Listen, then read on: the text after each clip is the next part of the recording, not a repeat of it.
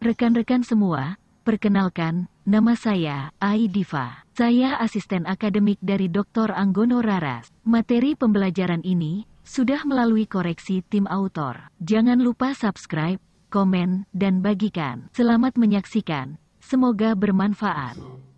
Rekan-rekan semua, unsur kunci dalam membentuk dan membangun penawaran pasar adalah produk.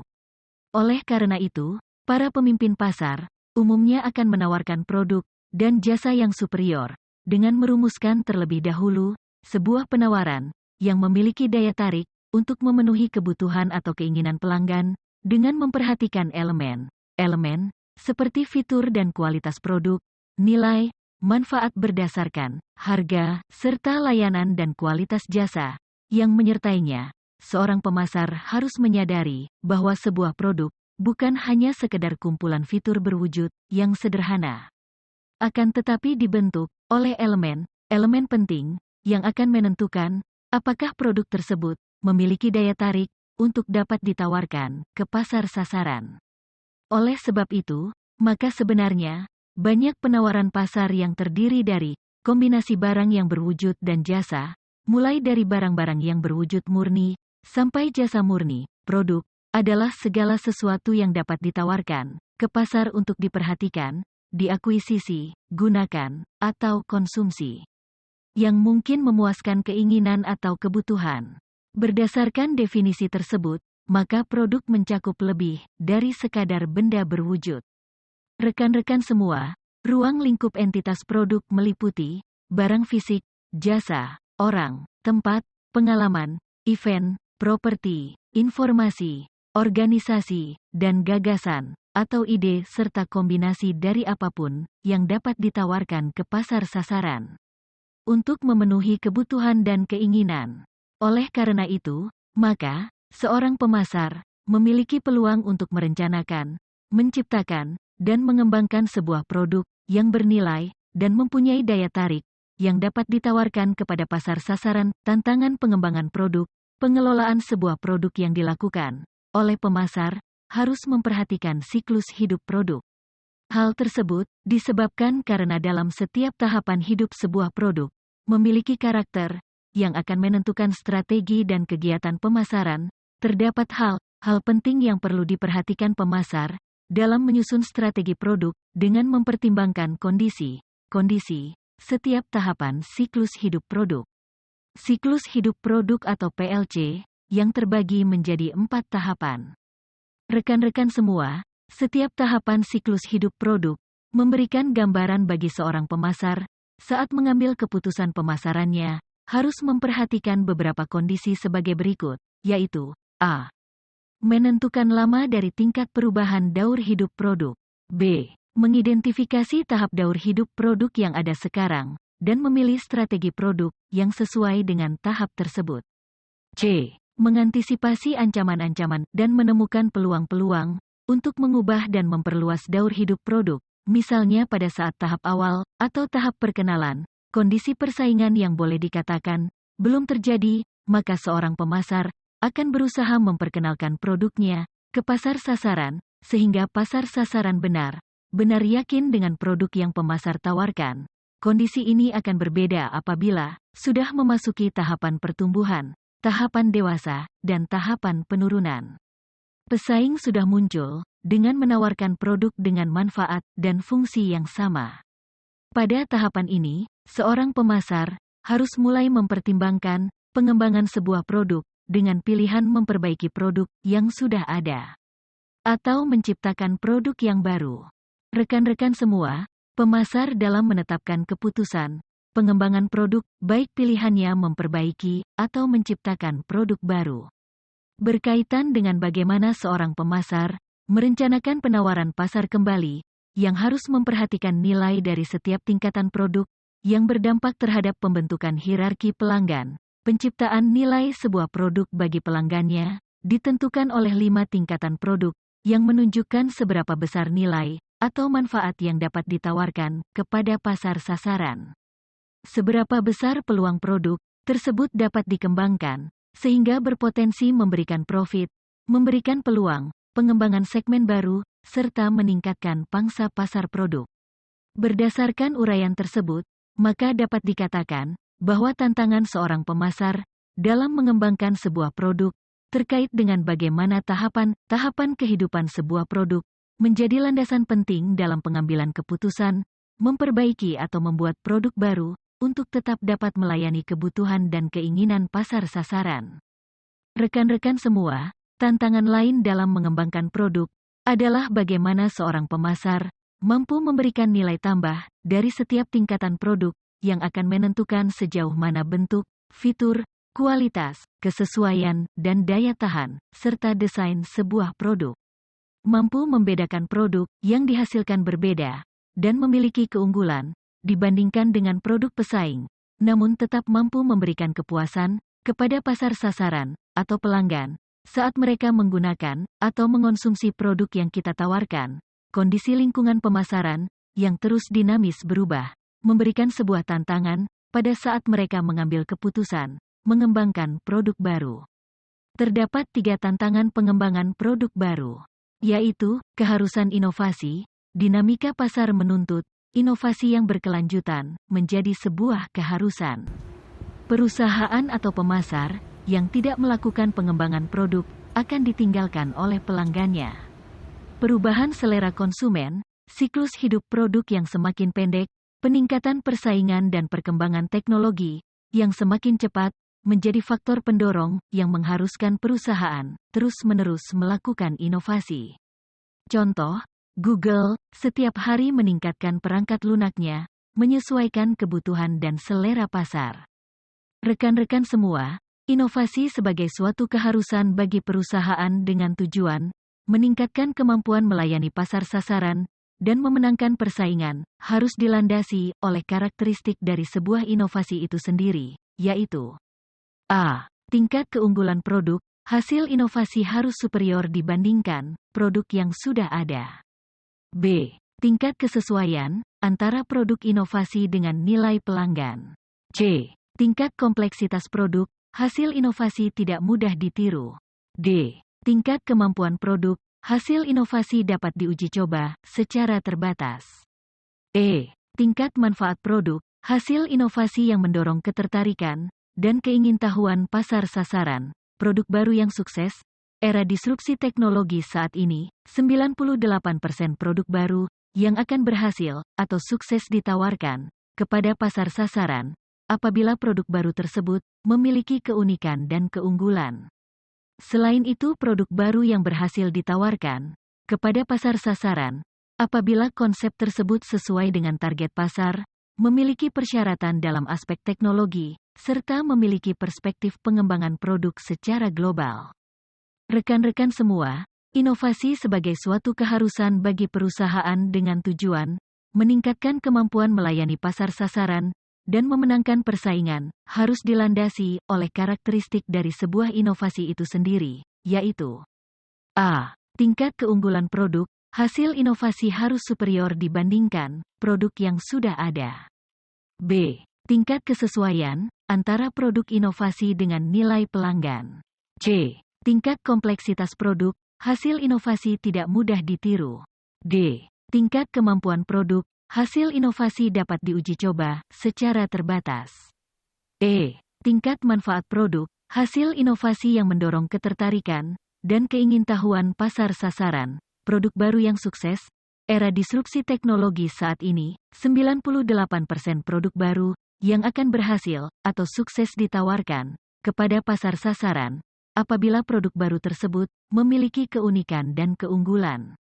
Selain itu, produk baru yang berhasil ditawarkan kepada pasar sasaran apabila konsep tersebut sesuai dengan target pasar, memiliki persyaratan dalam aspek teknologi, serta memiliki perspektif pengembangan produk secara global. Rekan-rekan semua, produk baru yang gagal. Di AS, tingkat kegagalan produk baru yang gagal berkisar antara 50–95%, sedangkan di wilayah Eropa kegagalan produk baru mencapai 90%. Kondisi ini disebabkan karena beberapa faktor. Kesalahan dalam menginterpretasi hasil riset pemasaran, atau bahkan mengabaikan hasil riset atau survei, melebih-lebihkan terhadap ukuran pasar, biaya pengembangan produk yang terlalu tinggi, berkualitas rendah baik dari sisi desain maupun kinerja, kesalahan saat positioning, penetapan harga yang tidak sesuai, tidak efisien dalam aspek iklan, dan distribusi serta tingkat ROI yang tidak sesuai standar. Terdapat beberapa hal yang harus diperhatikan oleh pemasar untuk menghindari kegagalan dari sebuah produk baru. A. Segmen pasar. Tujuan perusahaan dalam mengembangkan produk harus sesuai dengan segmen pasar yang lebih kecil untuk mengoptimalkan penjualan dan keuntungan. Rekan-rekan semua, B. Produk baru harus memiliki kemampuan memuaskan konsumen dengan tetap aman bagi lingkungan dan sesuai dengan ketentuan yang dikeluarkan pemerintah sebagai regulator. C. Setiap perusahaan harus mampu menghasilkan berbagai macam ide tentang produk yang sesuai dengan biaya riset dan pengembangan, biaya produksi dan biaya pemasaran. D. Perusahaan yang memiliki ide yang bagus tentang produk terkadang tidak mampu memenuhi tenggat waktu. Sebuah produk baru harus diluncurkan atau ditawarkan kepada pasar sasaran. E. Perusahaan harus memiliki kemampuan untuk menyesuaikan waktu pengembangan produk dengan teknik yang baru, mitra strategis, pengujian konsep, dan pengembangan pemasaran lanjutan. Rekan-rekan semua, F. Produk baru terkadang terlambat diluncurkan atau ditawarkan kepada pasar, karena kategori produk yang sama sudah ada di pasar sasaran, atau produk dengan kategori yang sama, sudah tidak memiliki daya tarik lagi di pasar sasaran. G. Pesaing berhasil meniru produk baru, sehingga siklus hidup produk relatif semakin singkat. H. Elemen-elemen dalam perusahaan terkadang tidak mendukung secara penuh program pengembangan produk, karena ada kekhawatiran produk baru tidak menghasilkan keuntungan dalam waktu singkat. Pengembangan produk baru yang dikembangkan oleh perusahaan memiliki peranan penting. 1. Mempertahankan dan meningkatkan penjualan. Pengembangan produk baru memberikan peluang perusahaan, memberikan alternatif pilihan kepada pasar aktual, untuk kembali melakukan pembelian ulang, serta memberikan tawaran kepada pasar potensial, untuk mengkonsumsi produk yang sesuai dengan kebutuhan dan keinginan yang tidak dapat disediakan oleh pesaing. Rekan-rekan semua, mengubah kehidupan perusahaan dan industri pengembangan produk baru, mendorong perusahaan untuk melakukan inovasi terus-menerus yang berdampak kepada pengelolaan perusahaan, misalnya dengan menghasilkan produk yang aman bagi konsumen dan lingkungan, serta sesuai dengan ketentuan pemerintah. Membentuk perusahaan di masa depan, perusahaan yang mampu menghasilkan sebuah produk baru, yang sukses di pasaran, akan mendorong perusahaan lain menghasilkan produk dengan kategori sama, karena ingin memperoleh keuntungan seperti perusahaan perintis. Mengubah persaingan produk baru. Produk baru yang berhasil dapat menjadi faktor pendorong perusahaan masuk ke industri atau pasar yang sama. Namun, produk baru yang gagal berdampak terhadap keinginan perusahaan untuk memasuki pasar yang sama karena kekhawatiran mengalami kerugian. Rekan-rekan semua, mengubah siklus hidup produk perusahaan yang memiliki kemampuan menghasilkan produk baru yang dapat diterima oleh pasar akan mendorong perusahaan lain untuk melakukan pengembangan produk secara cepat. Misalnya Sony, dalam melakukan pengembangan produk, menghabiskan waktu kurang lebih setahun. Kondisi ini mendorong perusahaan lain melakukan pengembangan produk kurang dari setahun. Sehingga awalnya produk berbasis teknologi, biasanya memiliki siklus hidup produk berkisar 12-18 bulan, sekarang memiliki siklus hidup produk antara 8-12 bulan. Produk baru penting, baik untuk konsumen, maupun untuk pemasar. Selain memberikan solusi baru bagi konsumen, produk baru menjadi kunci keberhasilan pemasar, dalam menghadapi situasi persaingan yang semakin ketat, dan terus berubah secara dinamis. Pengembangan produk baru, merupakan upaya yang dilakukan oleh perusahaan, untuk mengembangkan produk orisinil, memperbaiki produk yang sudah ada, serta melakukan modifikasi produk dan membuat merek baru.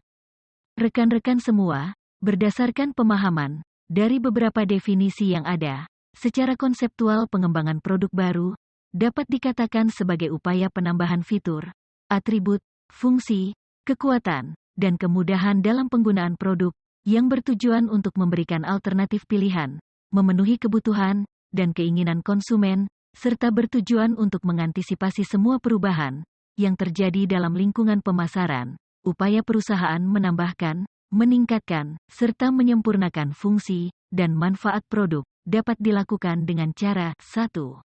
Akuisisi dengan cara membeli perusahaan penghasil produk, membeli paten, atau mendapatkan lisensi untuk menghasilkan produk.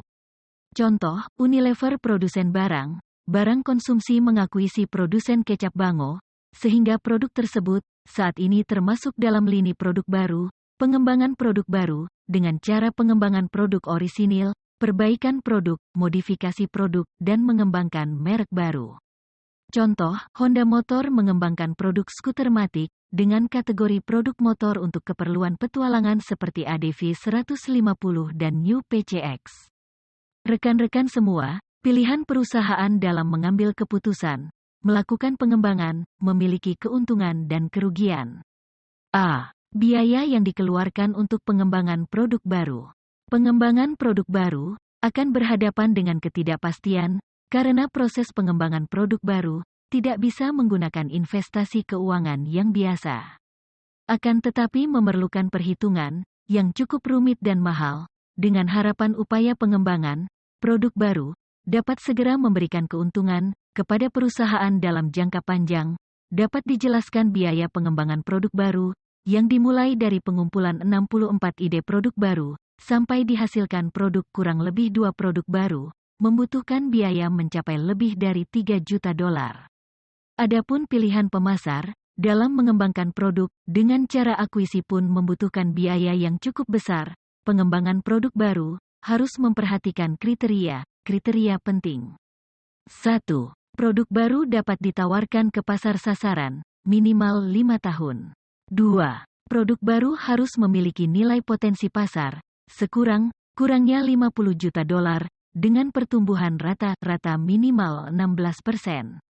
3. Produk baru harus mampu menghasilkan penjualan minimal 30% atau 40% dari total investasi. 4. Produk baru harus mampu mencapai tingkat teknologi yang tinggi, atau sebagai pemimpin pasar.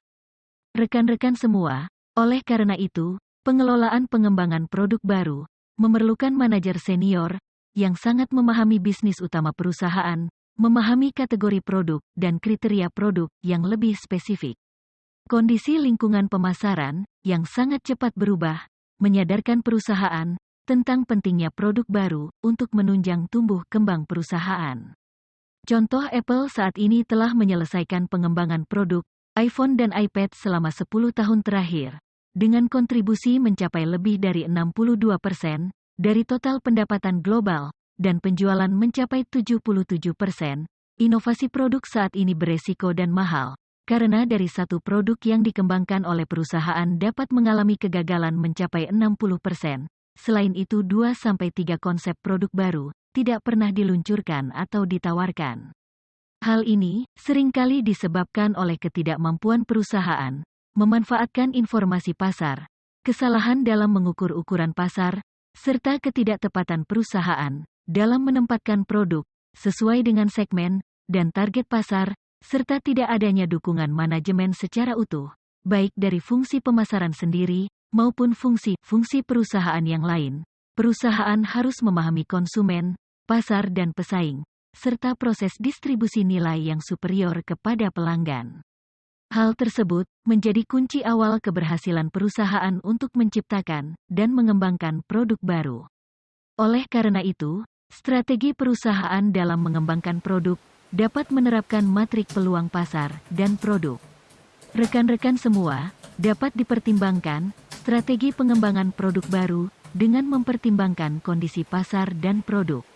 Apabila perusahaan akan melayani pasar yang sudah ada dengan menawarkan produk baru, maka pengembangan produk menjadi pilihan. Pertimbangan untuk strategi ini karena pemasar menginginkan pasar sasaran yang sudah ada memperoleh alternatif pilihan produk yang lebih beragam atau bervariasi dari sisi fungsi dan manfaat. Contoh, pelanggan Gojek diberikan pilihan layanan GoCar saat mereka membutuhkan layanan transportasi R4. Kondisi lain yang dapat dipertimbangkan oleh pemasar yang bertujuan untuk mengembangkan pasar yang baru dengan menawarkan produk baru. Strategi ini bertujuan untuk meningkatkan basis pelanggan dengan penggunaan produk baru.